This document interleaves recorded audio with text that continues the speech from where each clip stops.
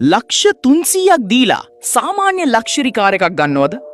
නැත්තම් ඒ සල්ලි වලටම luxury, power සහ ඉකොනොමි කියන තුනම උපරිමයටම දෙන මේ බීස්ට්ව ගන්නවද? අපි මේ කතා කරන්නේ BMW 520d M Sport එක ගැන. බොරු ෂෝ නෑ, වැඩ විතරයි. මේකේ තියෙන්නේ 2000cc twin power turbo diesel engine එකක්. හැබැයි ඩීසල් කිව්වට රැවටෙන්න එපා. මේකෙන් හෝස් පවර් 190ක් එක්ක අම්මෝ හිතාගන්න බැරි තරම් 400යි නිව්ටන් මීටර් ටෝක් එකක් ජෙනරේට් කරනවා.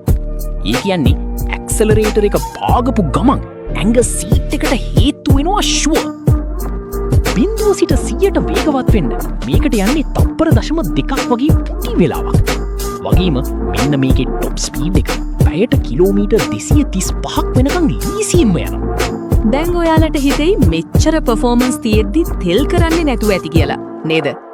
අන්න එතනයි BMW එක අපිට ගේම ගැහුවේ.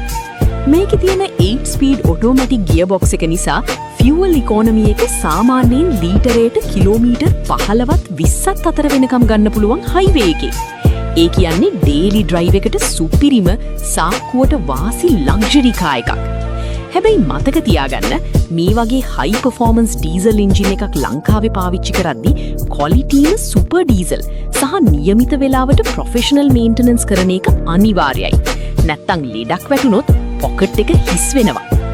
සාමාන්‍ය 5 සීරීස් එකකට වඩා මේ M Sport එක වෙනස් වෙන්නේ මේකේ තියෙන ඇග්‍රෙසිව් ලුක් එක නිසා. M aerodynamic body kit එක, ලොකු alloy wheels සහ සුපිරි braking power එකක් දෙන M Sport brakes මේකට එන්නේ.